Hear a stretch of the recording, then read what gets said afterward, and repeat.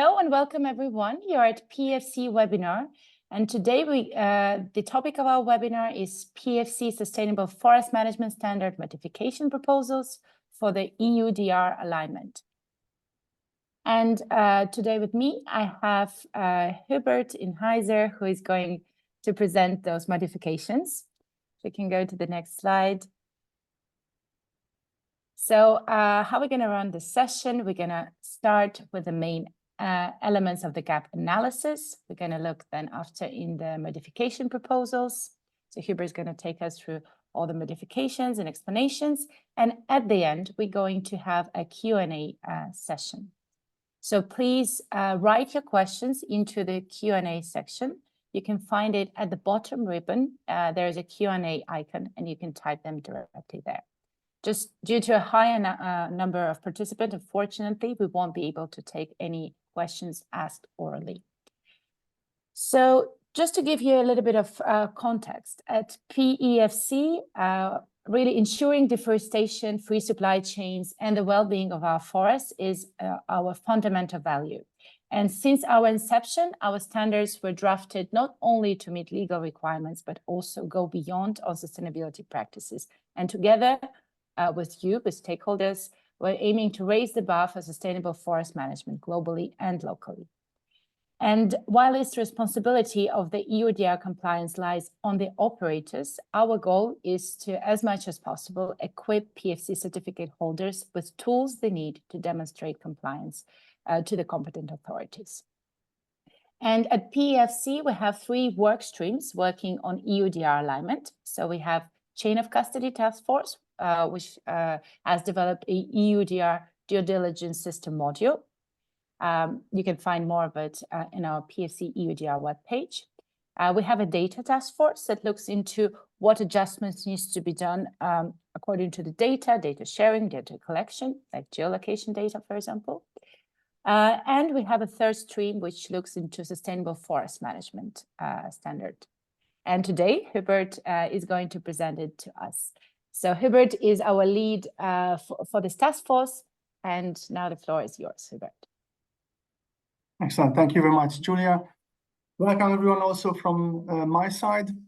Thank you very much for joining this webinar. Before we start, I would like to acknowledge and thank for everyone who was involved in the working groups, in the task forces, in this very intense development work, which resulted in these modification proposals.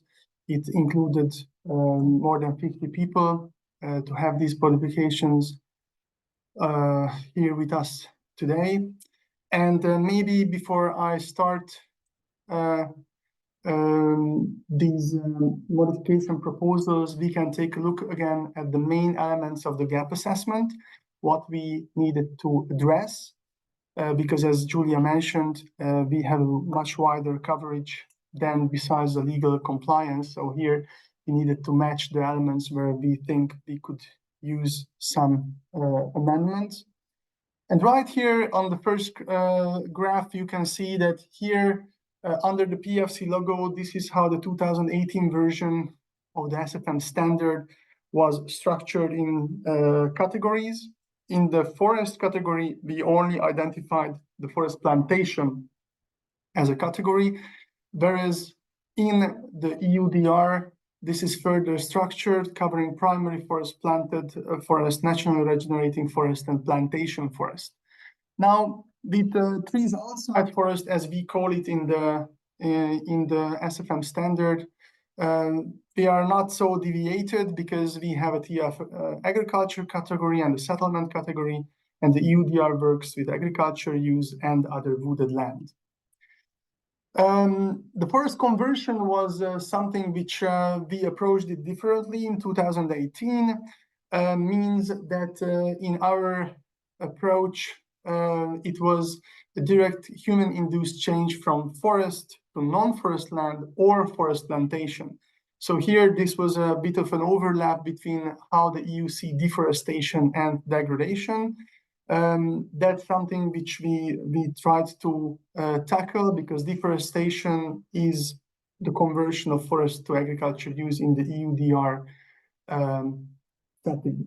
Now, I already briefly touched on forest degradation. Here on the right-hand side, you see the EU definition, which takes a more dynamic approach as compared to the 2018 version of the PEFC SFM standard, where we had a static description of what is degraded forest. So it was not described in a way that you have a departure point A and reaching a point B during a management activity, as it is captured by the EU legislation. So this static versus this dynamic approach was something what we spent considerable time, particularly the input categories, as they are further defined within the EUDR forest category structure. Here, just to demonstrate that as of today, this is what we have in the 2018 version of the SFM standard. We do have limitations in turning forest into forest plantations and other land use, for example, agriculture use or settlement or infrastructure. Besides the justified circumstances, the 5% per forest type within the certified area is a very strong requirement, but that's something which compared to the following figure, it needs clearly further structuring. So here on this figure, you can see all the red arrows which are not considered compliant with the EUDR. So now with the modification proposals, here, before we dive into this, and please bear with me because we have 40 modification proposals, and I will go through every one of them to make sure that every single modification proposal you have the background of it and you have the rationale for it. It's important that we are halfway through the public consultation. On our website, you can access the modification proposals. There's a summary document which includes everything separately, and of course there's the complete SFM standard which includes the text of the proposed modifications. Now, what is very important that we address the EUDR modifications in the core set of the requirements, meaning that we are not providing an optional possibility at SFM level for EUDR compliant raw materials. Here we are addressing everything at the core, and as it's rolling out in the national systems, that means that the PEFC certified materials will be ready to supply the EU supply chains and the sustainable supply chains as well. So here on this overview of proposals, I broke down the number of modifications in every part of the PEFC ST 1003. As you can see, the majority of the modifications are at the terms and definitions, and we have a considerable amount of modifications in the appendixes. Now, those who are not fully familiar with our SFM standard, the Appendix 1 is providing interpretation options for the forest plantations. And Appendix 2 is the one which describes the possibilities of how to interpret the core requirements in case of trees outside forest certification situations. But these 40 modifications are not all additions. So here on this next overview, you can see that we have 18 introduced elements which are new, and as you can see, the majority of them are in the terms and definitions. In the golden color in the middle column, you see those elements which we are updated. So that means that we are building on the already existing text, but we needed to suggest modifications in the text wording. And there are 7 which propose to be removed because they are not relevant in that particular construct, what we were having in mind when developing these proposals. Now, with these introductory thoughts, that let's go one by one. The very first one is in chapter 1 within the scope. Here, this is something where in 2018, we used the wording covering all their products and services as a text for forest and trees outside forest areas, but having the sensitivities potentially arised by the wide spectrum of commodities coming from trees outside forest areas, particularly agroforestry systems, we wanted to focus the scope by explaining clearly that covering all the forest and tree-based products and services. So we are, whether it's SFM area in a forest setup, in forest plantation setup, or in an agroforestry setup, we are talking about still sustainable forest management connected to forest and the trees. The second modification proposal is the introduction of the agriculture plantation. So this is building up on the EUDR definition. It's particularly relevant for us, again, for the trees outside forest application, because this agriculture plantation definition covers agroforestry systems as well. The next one is also following the EUDR categories, the agriculture use. We didn't have this explicitly in the 2018 version.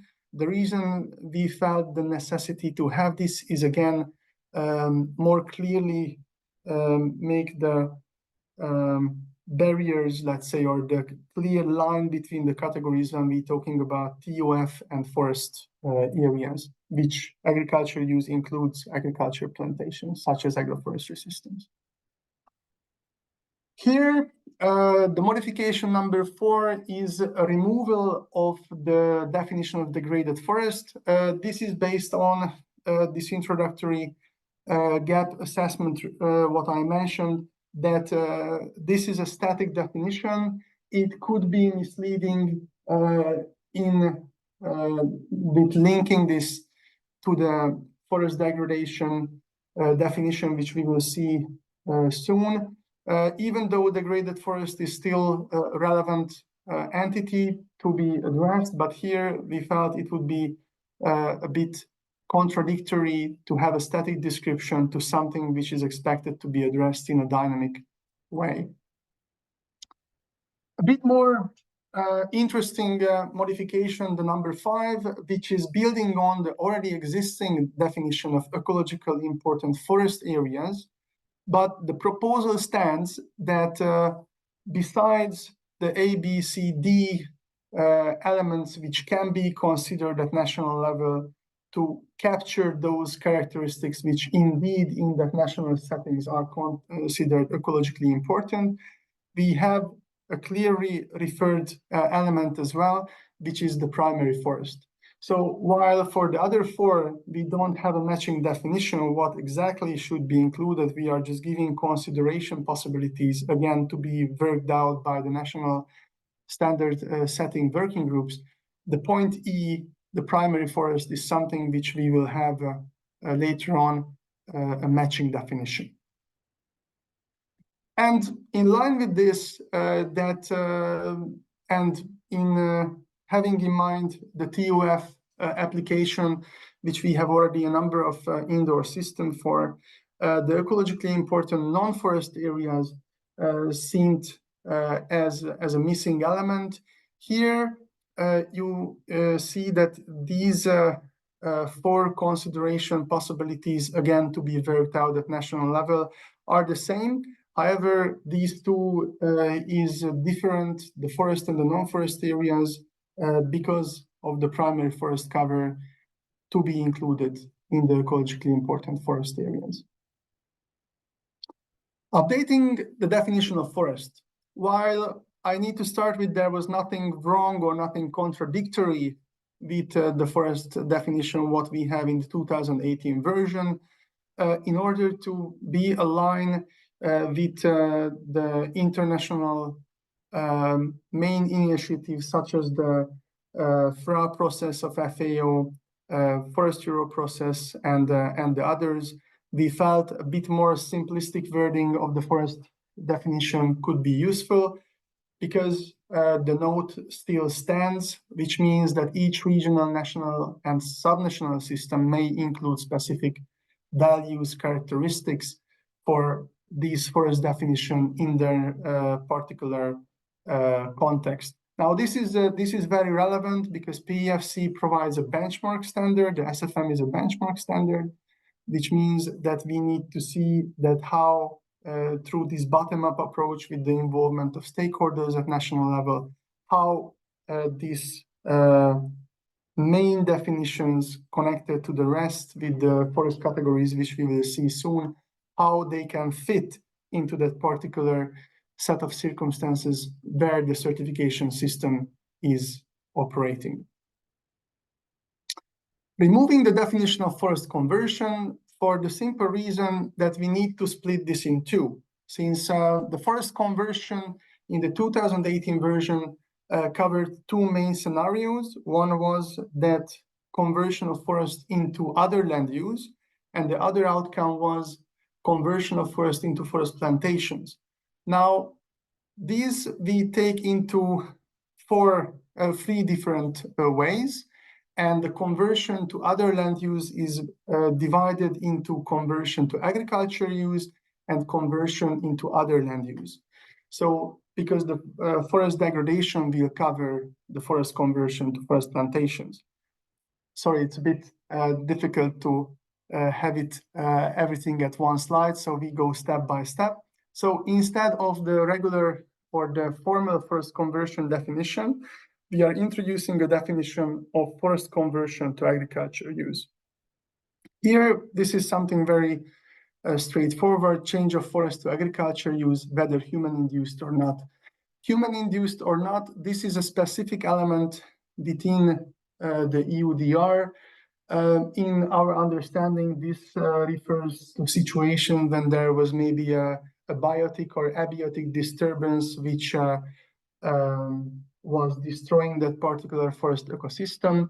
And instead of maintaining the forest cover, it is being transferred into agriculture use. So in our understanding, these situations are covered by that element, whether human-induced or not, because for the forest conversion to other land use definition, which is the other element of the conversion, here we are explicitly mentioning and wording out direct human-induced change of forest to non-forest and non-agriculture uses.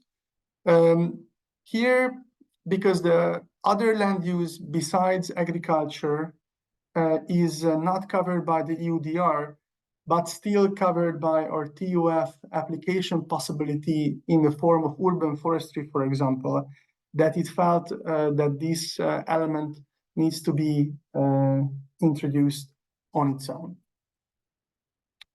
Forest degradation, this is covering or following the EUDR approach in terms of this departure point A and reaching point B. And these are the elements which are captured here. This is the first time that it's on the screen, but we will see it in different places.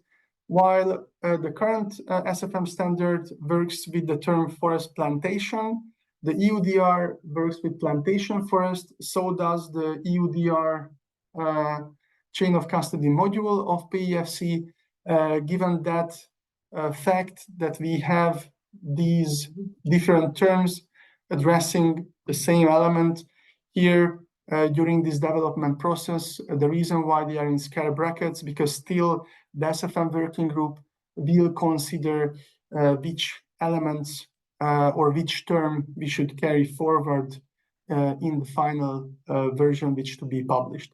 For simplifying this, that I don't need to repeat every time this long set of terms, I will refer to this issue as forest plantations. And here we are with the updating of the definition of the forest plantation in the standard. Without the EUDR elements of the standard, our current forest plantation definition has not really quantifiable elements which could be used as a guidance. Many of our national systems are perfectly addressing how they see forest plantations in the national context, but the working group seen the potential that this EUDR definition is something which is giving guidance in terms of 1 or 2 species, even age class, and regular spacing. If all of these to be applicable, that's something which seems to be as a suitable option. Here, and I will repeat this briefly for the rest of the forest category-related definitions, that here we only see this operational through the node application you see at the very bottom, because this is the only possibility where the national context can really fill this with content and building up on this umbrella definition on this international concept. One example is the rotation period, which is one element which can be seen as a decisive factor, whether it's a plantation-like management or a regular forest management target area. This is one additional element which can be considered at national level, how to differentiate between the rest of these categories. Geolocation. The geolocation definition was taken on board basically in content the same as it's in the EUDR. The only difference is that we don't talk about commodities, but we talk about forest and tree-based products.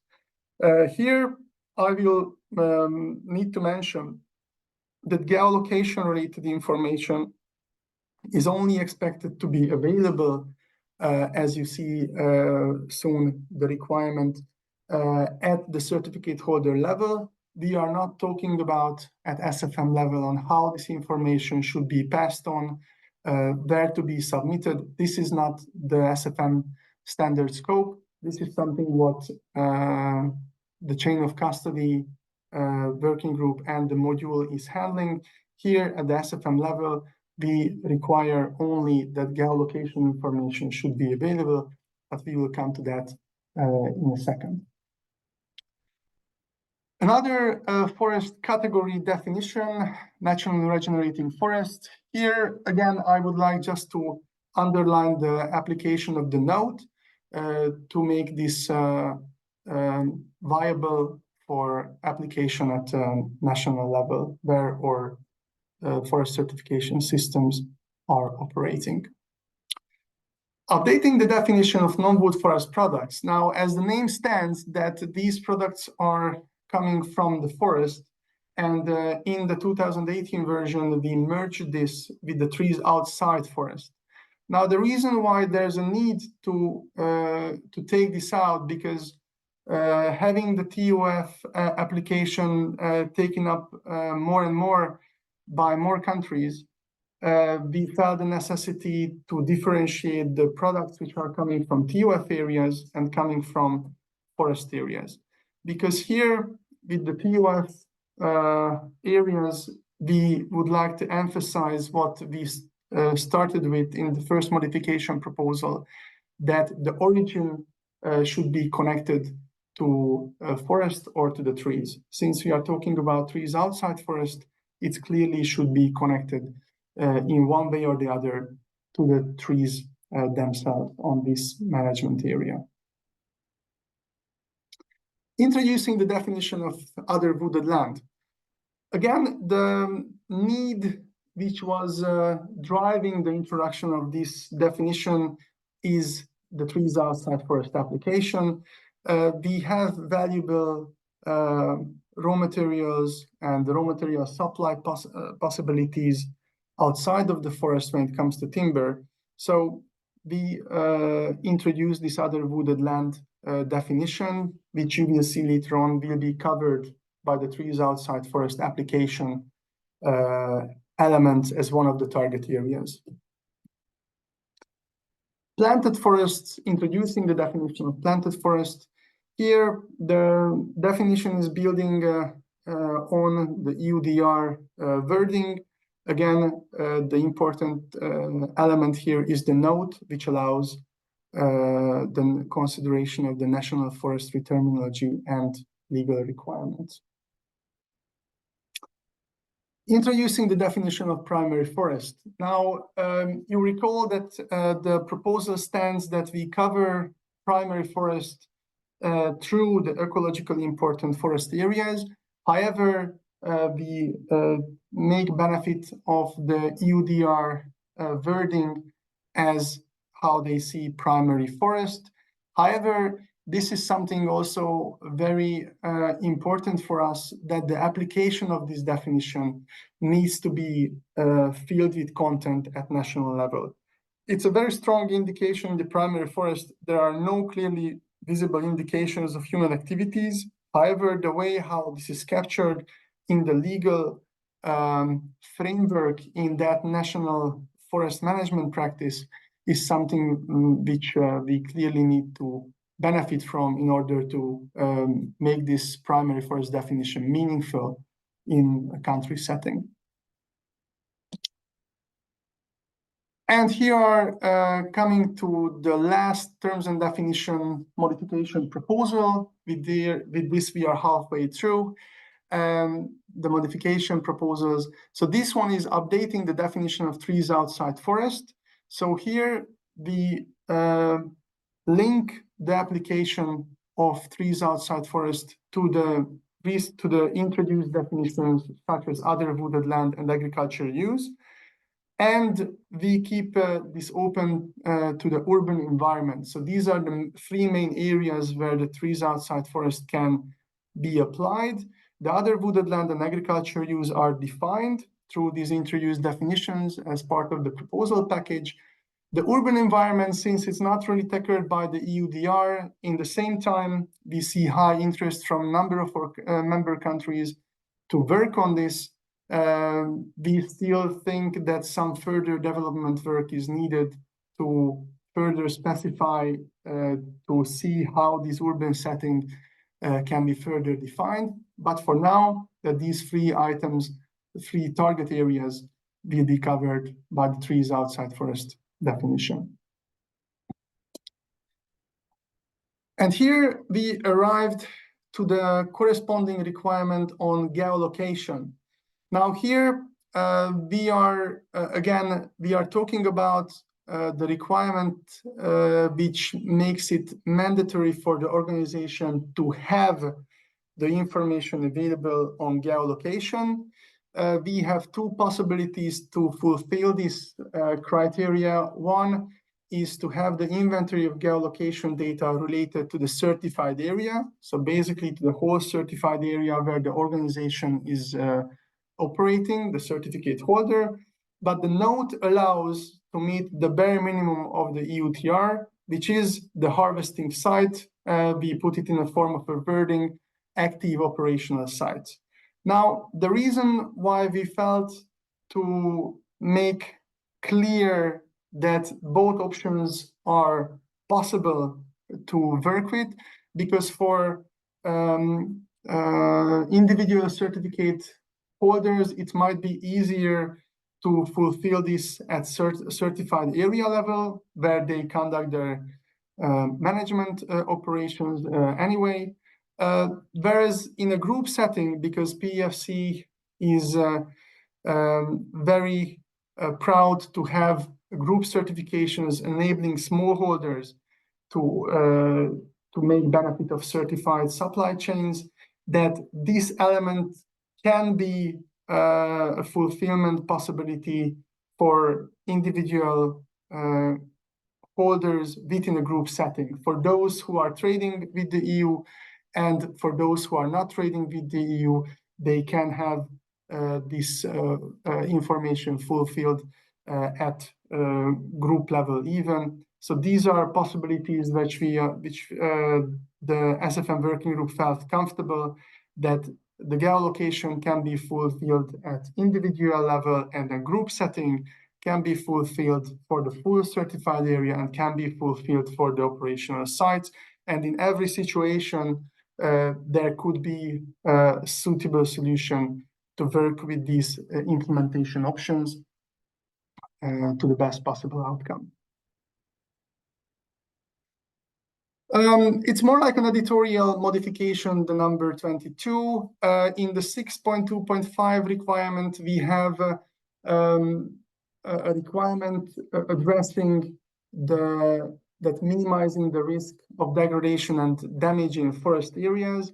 Since the degradation is defined in the dynamics, which is human-induced activities, there is no place for this in the management plan to be minimized, because there's a management decision if this would happen or not. So minimizing the risk of degradation seemed redundant to be carried over, and the proposal stands to remove that part and keep the minimization of risk of forest damage. While we think that the SFM standard already covers all the legal categories which are expected to be addressed by the EUDR as well, the SFM working group identified cases where the SFM certificate holder might be involved in a trade where the trade and custom-related legislation elements come to play. And that's the reason why we extended the coverage of this requirement with trade and customs as well, to be explicit that if applicable, these legislation categories should be applicable as well. Here we are following in the 24 and the upcoming 25 the logic how we separated forest conversion into forest conversion to agriculture use and to other land use.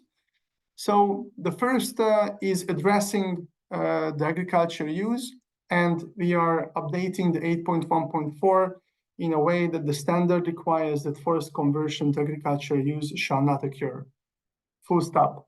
So here the reason and the rationale of this requirement is that since we're talking about forest certification standard, there should be no management objective to create agriculture use from forest conversion, as it was not practiced in the past. But we are very explicit about this, as the EUDR also spelled this out. However, with regard to other land use besides agriculture, that the forest conversion to other land use, we still carry on the justified circumstances, including the 5% of forest type of the certified area, along with the list of justified circumstances, because indeed there could be situations where the management is not able to be meaningfully involved in a infrastructure development, for example, a power line or other utilities extension projects. So this is something where the other land use is something where we still feel comfortable to carry on with the justified circumstances when it comes to conversion activities. But again, it includes the 5% per forest type and the rest of the other justified circumstances. Introducing the requirement on forest degradation. Now here, these category changes are described in the EUDR, so we are following that. Since this is the first time it's on the screen, I need to have a couple of thoughts on the cutoff date as well. So the PEFC standard carries a cutoff date for 2010. We had discussions, and this discussion is still ongoing, whether we should keep 2010 or we should elevate it to 2020. Since our technical development work concluded that the 2010 meets the 2020 cutoff date, that's the reason why we do not have a proposal for changing this.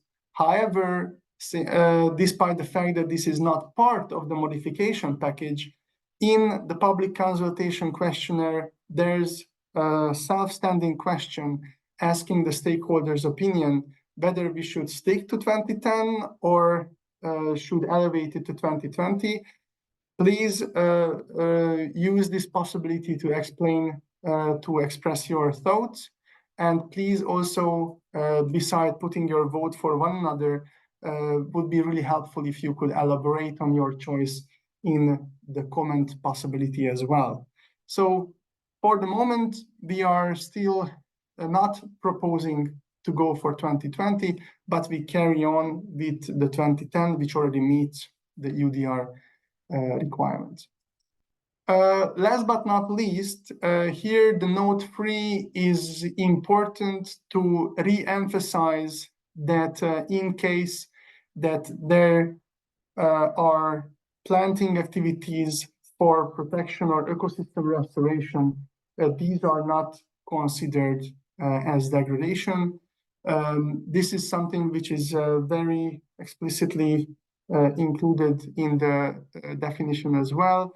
But here we wanted to re-emphasize this, that in case there's a need for restoring ecosystems, then these forest stand characteristics are to be exempted from that stopping point or that limitation when it comes to certification and the application of this requirement.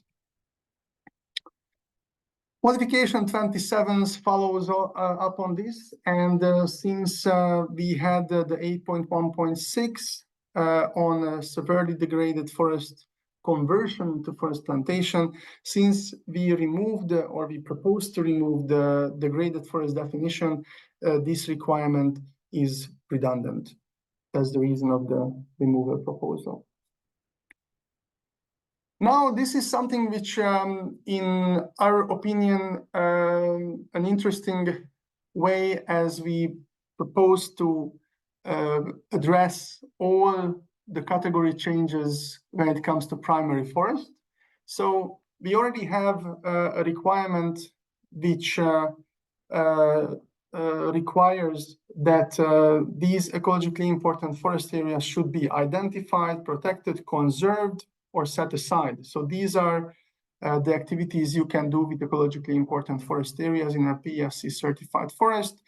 However, that we do think that this should not prohibit management activities which are used to support these conservation efforts and protection efforts, and in the same time do not damage the ecological values of these biotopes. So this is our proposal where the ecologically important forest areas come to play with the extension of primary forest. So having said this, in the primary forest in a PEFC certified area, if these proposals were to be applied, then the primary forest can be only subject to identification, protection, conservation, or setting aside. Having in mind that in case that supporting these activities requires management activities, the possibility is given in case that they do not damage the important values of these ecosystems. And here we are already entering to the interpretation possibilities of the core set in the appendixes. So thank you very much for bearing with me. I don't see a high drop in the participants list. We are almost there. So the very first one is that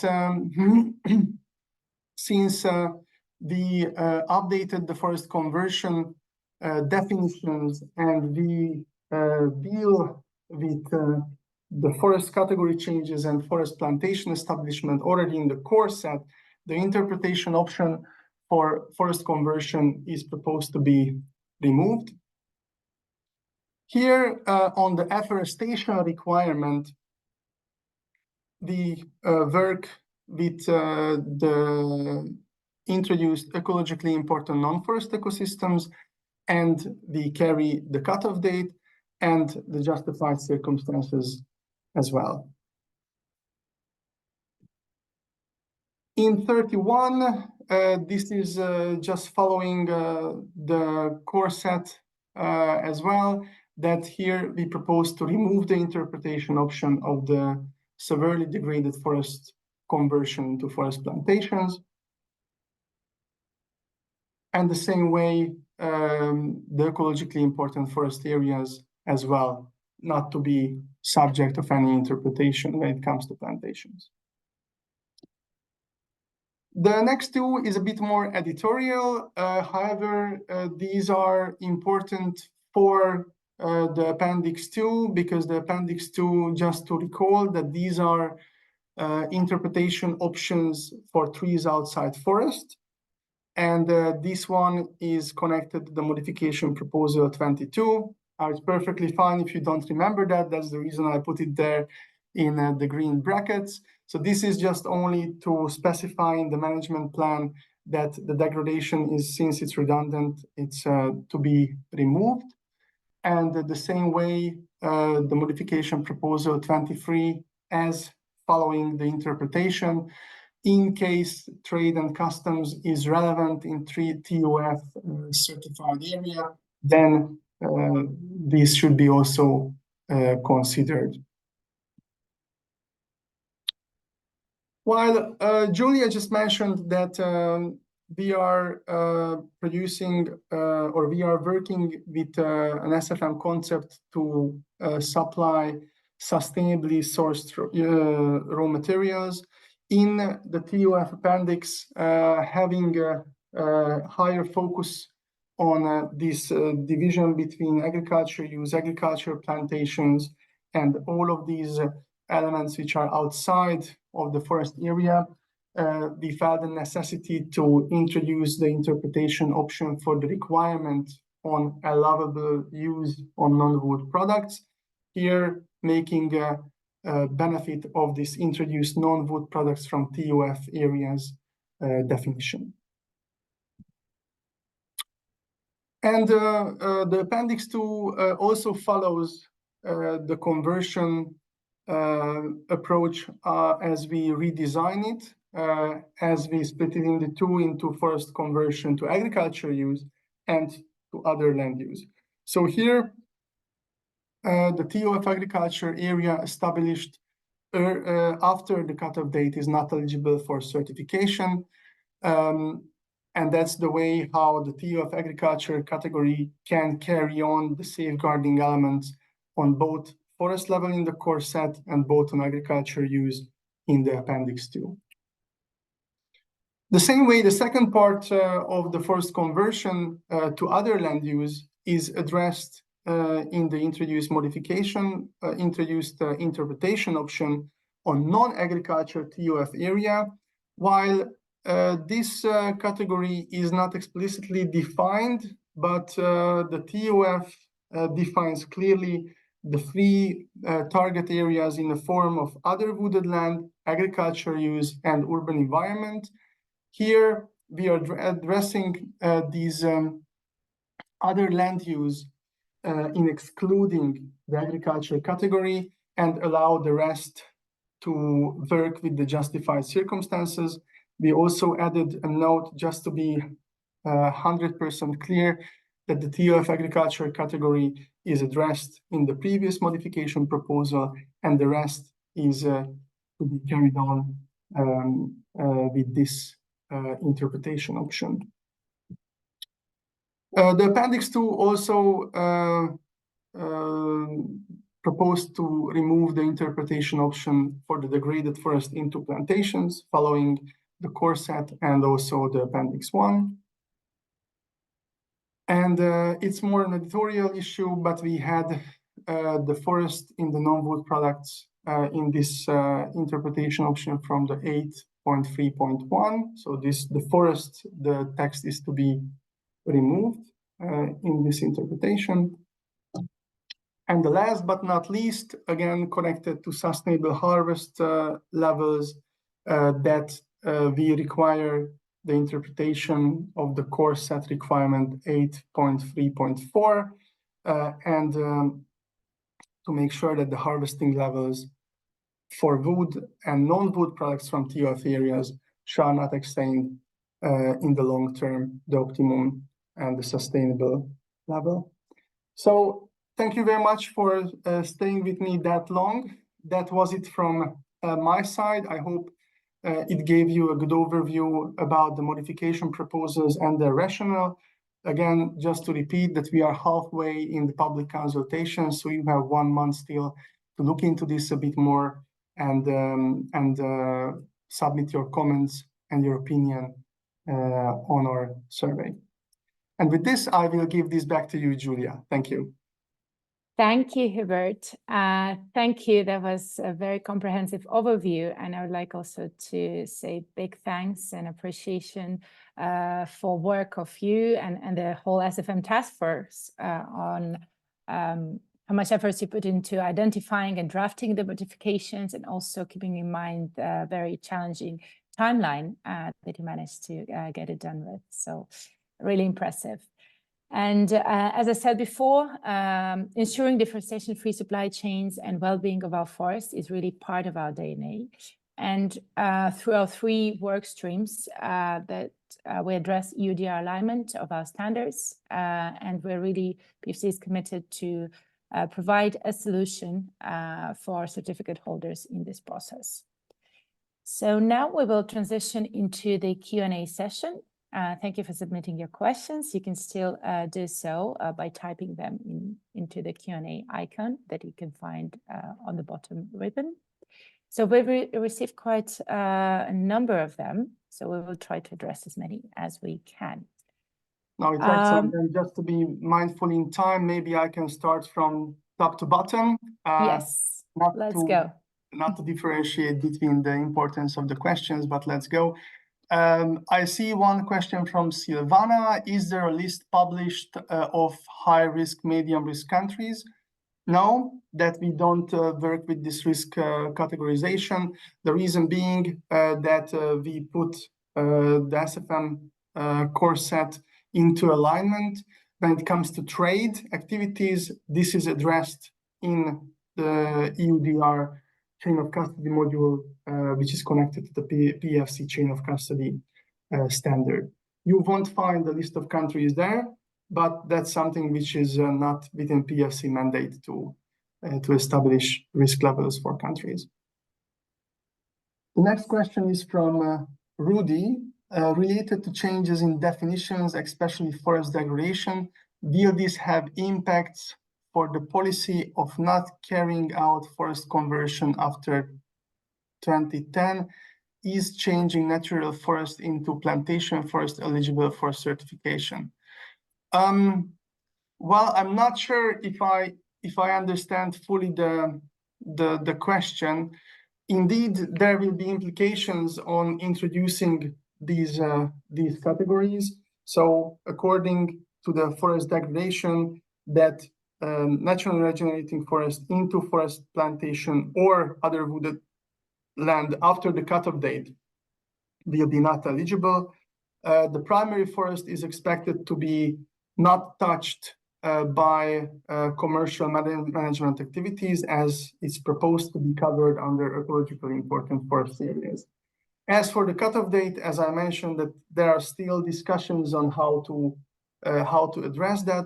For the moment, we don't have a proposal to elevate this, since the 2010 meets this. The next question is for Otman. Will the certification body from respective country is ready to undertake the new PEFC SFM standard for EUDR by next year? Well, that's an excellent question. And here maybe I take the opportunity to also explain that from our point of view, the timeline is expected to go as following. So we will have still 1 month from the public consultation. Based on the results, we will carry out additional task force and working groups meeting to better understand the results, to see that is there any elements which we need to additionally work on and to fine tune it. And at the end, we have in the autumn decision-making platforms where the membership and the board will see how it's the best fit to amend the standard and when to publish it. Once it becomes published, then it's up to the national governing bodies to implement these changes in their national SFM standard. And this is the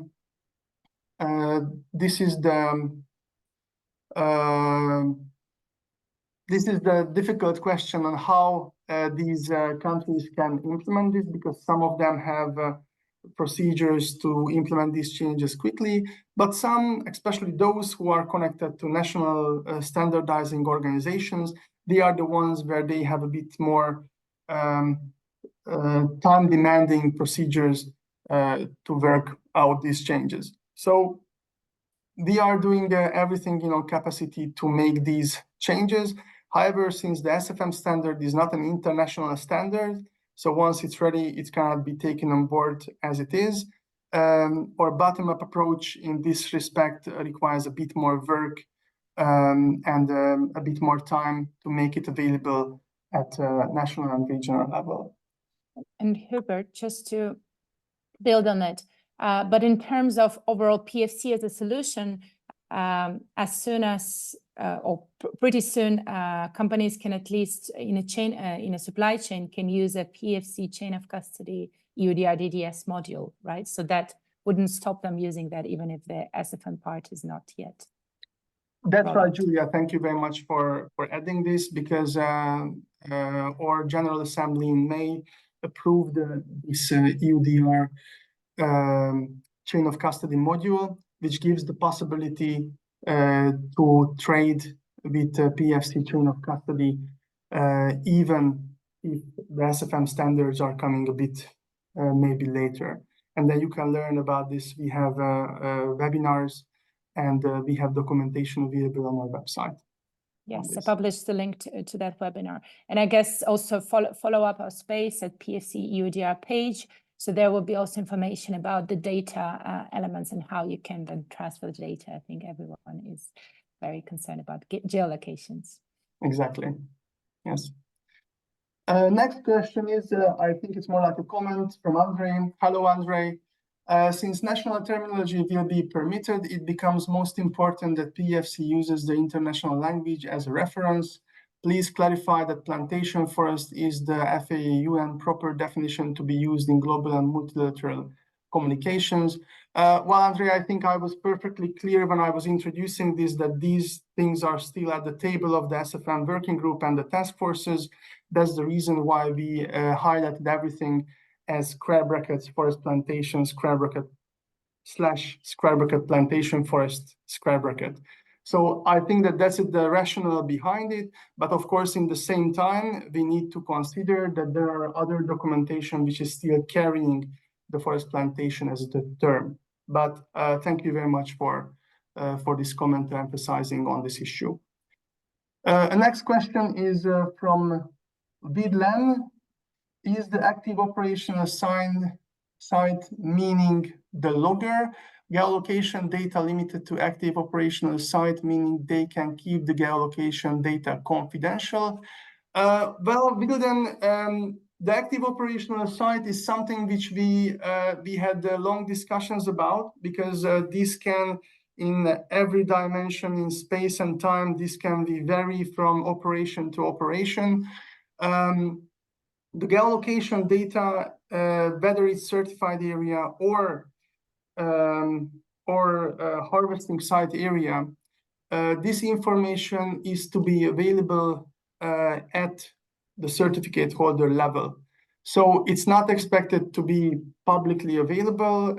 In case there will be an audit against this, that the auditors will check whether you have this information available or not, but it's not expected to be part of the audit report and to be published anywhere.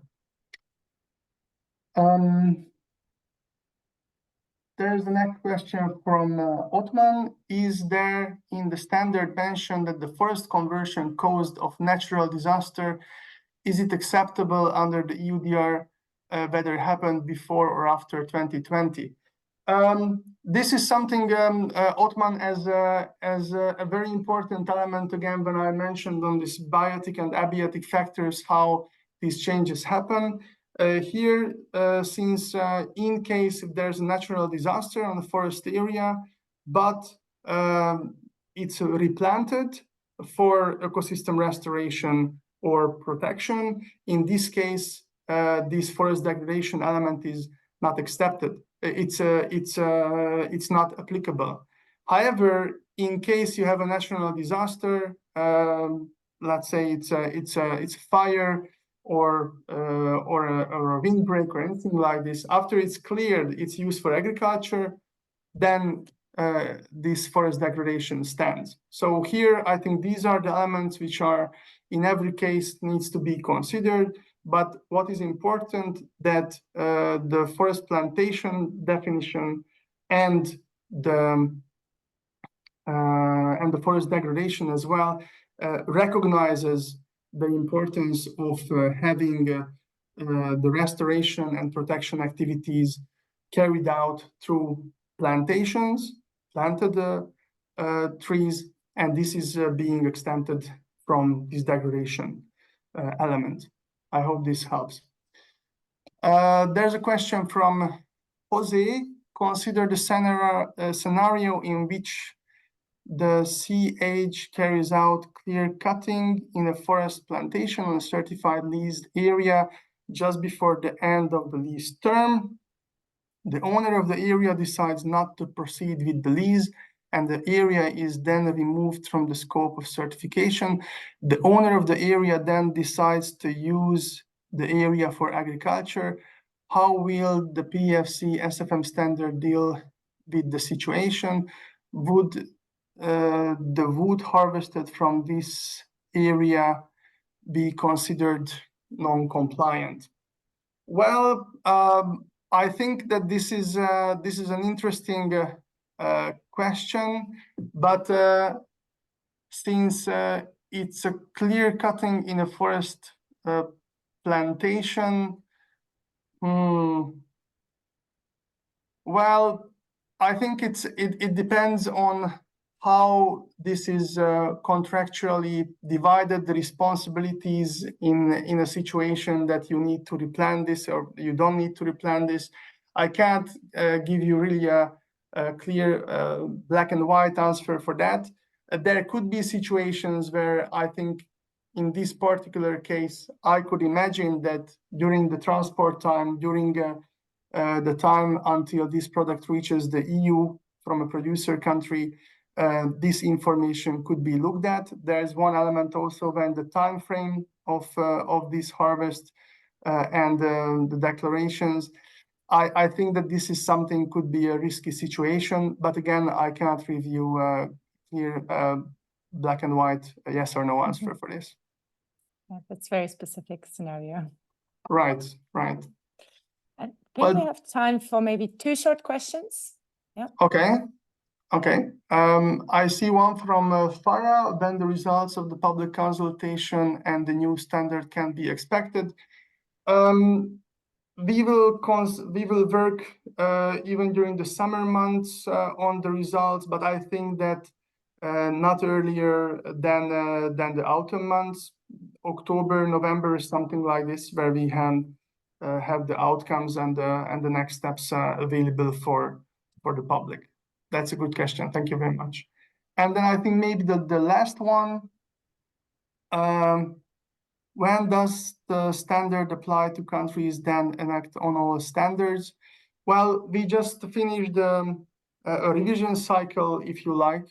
So we have a number of countries who just finished the revision process and they are fully compliant with our current set. So for them, it would be a modification, but the modifications cannot happen until we have the amended SFM standard published, which we expect either the end of the year or somewhere around that time to happen. And I think we exceeded our time limit already, Julia. Yes. Right? Thank you so much, Hubert. That was really, really interesting. Thank you very much for your presentation and for going through the questions. Also, I would like to thank the audience for being so engaged.